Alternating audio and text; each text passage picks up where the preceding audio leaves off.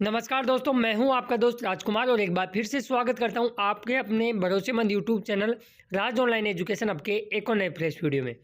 दोस्तों, अपन बात कर रहे हैं बेरोजगारी भत्ता योजना जो बिल्कुल फेल होती हुई अब नज़र आ रही है।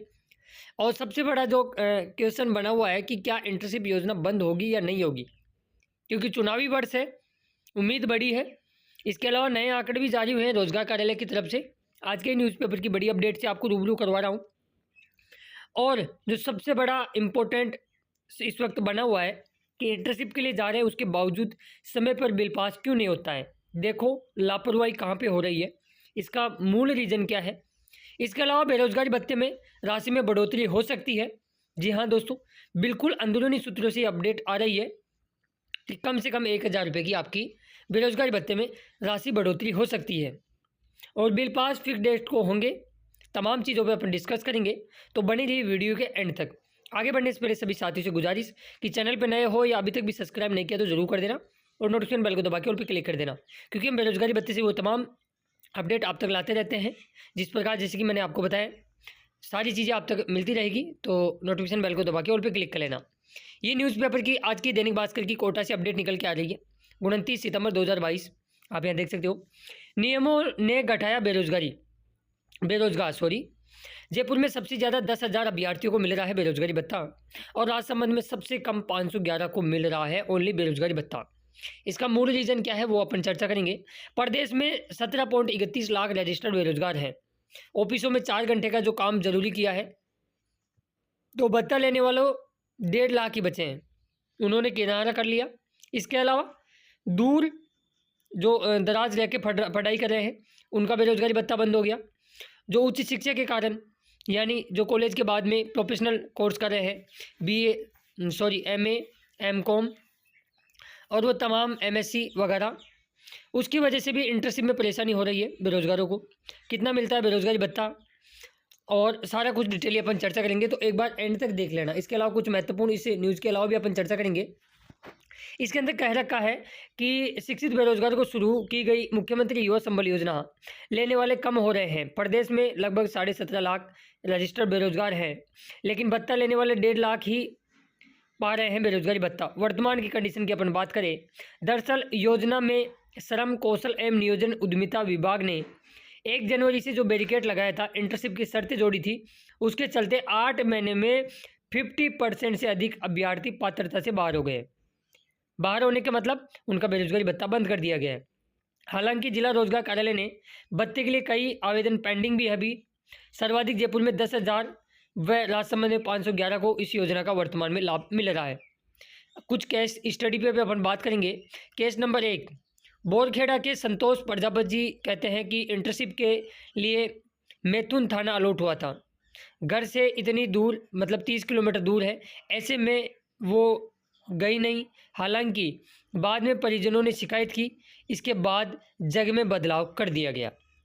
केस नंबर 2 बात करते हैं। काफ़ी जगह इंटर्नशिप सेंटर नहीं बदले गए, उसकी वजह से अभ्यर्थी परेशान हो गए और वहां नहीं पहुंचे। इस वजह से बेरोजगारी भत्ते बंद हुए हैं काफ़ी दोस्तों के। शुरुआत में रोजगार कार्यालय ने लचीलापन नहीं दिखाया, उन्होंने ये कह के मना कर दिया बेरोजगारों को कि अब कुछ नहीं होने वाला है, जहाँ मिल गया वहाँ ज्वाइनिंग करना पड़ेगा। अशोकनगर के महावीर नागर साहब कहते हैं कि कोटा में रहकर कोचिंग में शिक्षा भर्ती की तैयारी कर रहा है। इंटर्नशिप के लिए अटरू के पास गांव में स्कूल मिला, उस विभाग में संपर्क किया, लेकिन इंटर्नशिप के लिए जगह नहीं बदली गई। इस वजह से उनका भत्ता बंद हुआ। 1 लाख से ज़्यादा पंजीकृत वाले ज़िलों में बात करें अपन, तो सबसे नंबर 1 पे आता है जयपुर ज़िला, जिसके अंदर 1,84,224 बेरोजगार साथी हैं। और इसके अलावा बेरोजगारी भत्ता केवल 18,052 लोगों ने मिल रहा है वर्तमान में। इसके अलावा अलवर की बात करें तो 1,21,000 है और मात्र 9,124 लोगों को मिल रहा है। झुंझुनू भी इनमें 1 लाख की कैटेगरी में आता है। सीकर 1,41,000 है। तो कुल मिला के कोटा की यदि बात करें तो 47,825 लोगों ने बेरोजगारी भत्ते के लिए आवेदन किया था, जिनमें वर्तमान में 1,228 को मिल रहा है। गौरतलब ये बात यह है कि जो 23 विभाग दिए गए हैं, उनमें काफ़ी चीज़ें ऐसी आई दोस्तों। 4 घंटे रहकर काम करना, रोज़ की अनिवार्यता होने से विरोधाभास पैदा हो रहा है। राजकुमार मीणा जी हैं जो कोटा जिला रोजगार कार्यालय के अधिकारी हैं। उन्होंने क्या कुछ कहा है वो भी ज़रा मैं आपको बता देता हूँ। उन्होंने कहा कि इंटर्नशिप अनिवार्य कर दी है, इसमें सभी को विभाग में जाकर इंटर्नशिप करनी होगी, इसके बिना बेरोजगारी भत्ता नहीं मिलेगा। आवेदन पेंडिंग का यही कारण है। अब दोस्तों ये तो रही पूरी चीज़ें। अब इसके अलावा कई बार बेरोजगारी भत्ते की आवाज़ भी उठी इंटर्नशिप बंद करने की, भले ही वो तमाम संगठन उठाए, विपक्ष ने भी उठाया, विधानसभा में भी आवाज़ उठी, लेकिन जो आवाज़ है वो जितनी बुलंद तरीके से उठनी चाहिए थी वो नहीं उठ पाई। अभी हाल ही में मैं कुछ दिन पहले विधानसभा का लाइव सेशन देख रहा था, कुछ लोगों ने उठाया, गुलाब चंद कटारिया, राजेंद्र राठौड़ और वो तमाम नेताओं ने उठाया, बट उन्होंने यही कहा कि कितने लोगों को आपने दे दिया, कितने को नहीं दिया। बात वो नहीं है, बात मुद्दा वो है कि इंटर्नशिप योजना लगा के जो बेरोजगारों के साथ अन्याय किया जा रहा है उसको कहाँ तक रोका जाएगा। ये विधायकों, सरकारी कर्मचारियों का महंगाई भत्ता लगातार बढ़ा रहे हैं, अपने भत्तों में वृद्धि कर रहे हैं, लेकिन बेरोजगारों का कोई संगी साथी नहीं है। अब बेरोजगार ये उम्मीद लगा के बैठा हुआ है कि चुनावी वर्ष है, शायद इंटर्नशिप योजना बंद हो जाएगी। आपको पता होगा, सोने पे सुहागा तो सरकार ने ये कर दिया कि जो RSLDC कोर्स यानी जिनको घर बैठे, जिनके पास प्रोफेशनल डिग्रियाँ नहीं थी, उनको जनवरी से अब तक घर बैठे बेरोजगारी भत्ता मिल रहा था बिना इंटर्नशिप के। अब उसकी भी अनिवार्यता उन्होंने सुनिश्चित कर दी है, और जिनके पास कोर्स नहीं थे, धीरे धीरे उनके पास फ़ोन कॉल्स के माध्यम से संपर्क साधा जा रहा है और उनको कॉलेज वगैरह जो इंस्टीट्यूट वगैरह है वो अलॉट किए जा रहे हैं। तो यदि आप इस कैटेगरी में आते हैं तो थोड़ा सावधान रहना, जॉइनिंग जरूर करना आपको, नतीजा बाद में देखा जाएगा।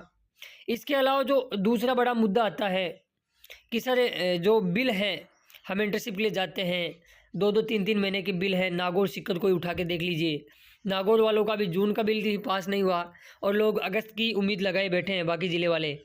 तो ये कहीं ना कहीं जो लापरवाही हो रही है सिस्टम में, सिस्टम को कहीं ना कहीं खोखला होते हुए नज़र आ रही है।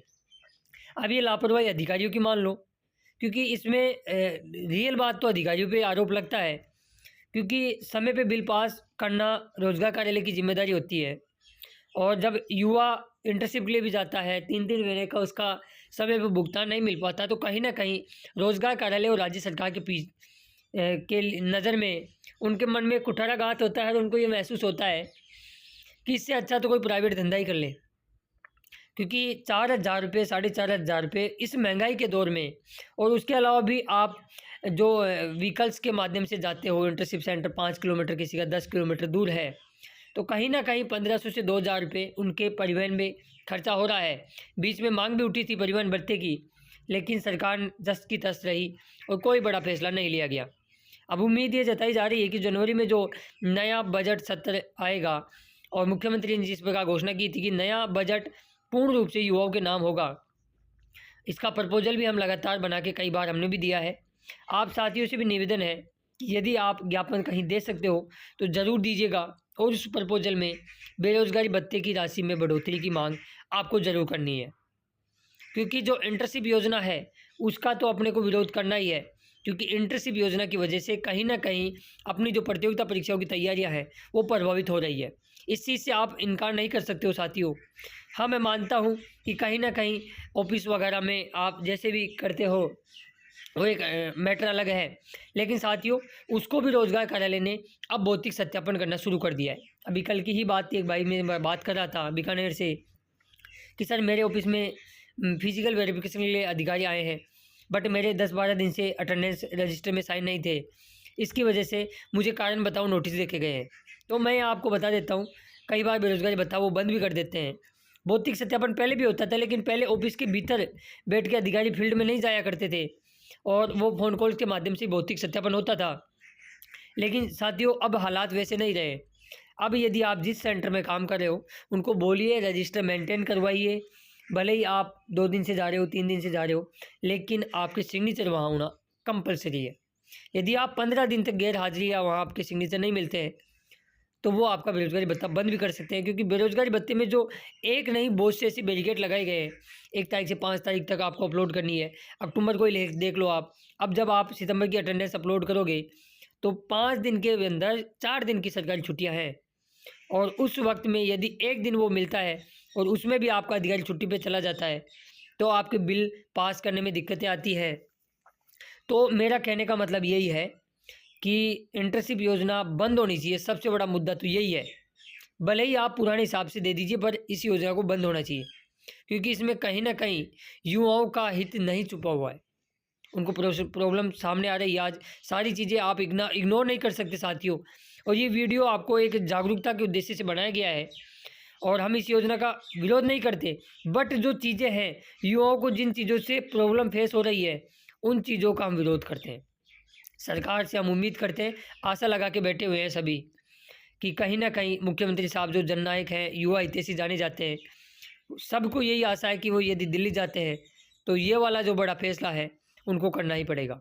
बाकी इसके बारे में आपकी क्या प्रतिक्रिया है, जो टॉपिक मैंने बताए हैं? इसके अलावा जो दूसरा बड़ा मुद्दा आता है कि हर वैकेंसियों में 2 साल आयु सीमा में बढ़ोतरी की गई, बट बेरोज़गारी भत्ते में कोई सुनने वाला नहीं है कि कोरोना के वक्त में बेरोज़गारी भत्ते के फॉर्म अप्रूव्ड नहीं किए गए। उसकी वजह से हज़ारों की तादाद में युवा हैं, वो ओवर एज हो गए, और उनका बेरोज़गारी भत्ता अप्रूव्ड होने के बावजूद, इंटर्नशिप मिलने के बावजूद, 4-4 5-5 महीने इंटर्नशिप करने के बावजूद, उनका बेरोज़गारी भत्ता का भुगतान ये कह के मना कर दिया गया कि आप ओवर एज हो गए। साथियों, ये कुछ चीज़ें हैं, जो कमियाँ हैं, वो इस योजना को बिल्कुल फेल करने में महत्वपूर्ण योगदान निभा रही है। बाकी आपकी क्या प्रतिक्रिया है, मुझे कमेंट्स बॉक्स में ज़रूर बताइएगा साथियों।